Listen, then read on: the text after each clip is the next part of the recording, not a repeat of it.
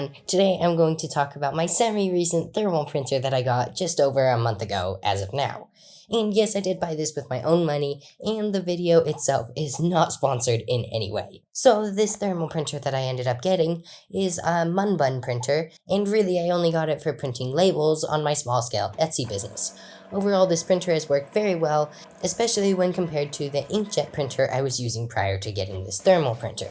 The printer itself is made of decent parts for what you're paying for it, and I've not had any issues on the hardware part, aside from a small issue where the labels can move around a little and cut off parts of the labels, such as a part of the address. This issue, from what I've noticed, goes away if you just leave the label in and don't really take it out. Really, it's not that bad, and I've not had to reprint any of the labels due to this issue.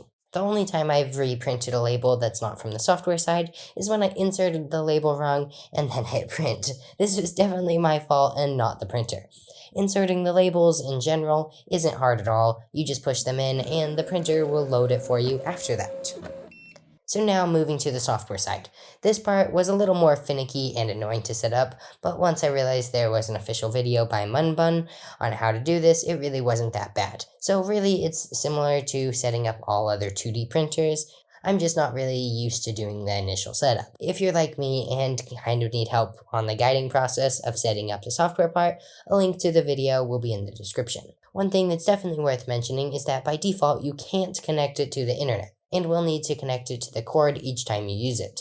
It's not that big of a deal, but for some that could be a really big issue, so if that's the case, there is an optional upgrade you can do so you can use it with the internet, but I don't have it and I haven't tested it at all. Otherwise, once the software side is set up, it's very easy to print from Etsy. I just hit the label printer and hit print. Though you do need to select the size of label that you're using, otherwise you will be like me, where I wasted a few labels because the tracking number was cut off because it was not even trying to get the right size.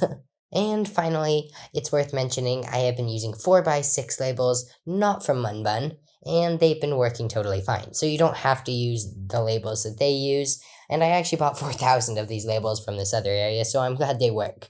But basically, if you need a way to print labels or stickers, because you can also do stickers, I would totally recommend getting a thermal printer. And this printer I've been using seems like a great printer that I would recommend. If anything major comes around about something I don't like, I'll leave a comment and pin it in the comments. Otherwise, feel free to ask questions. I'll most likely reply. And, well, thanks for watching. Bye!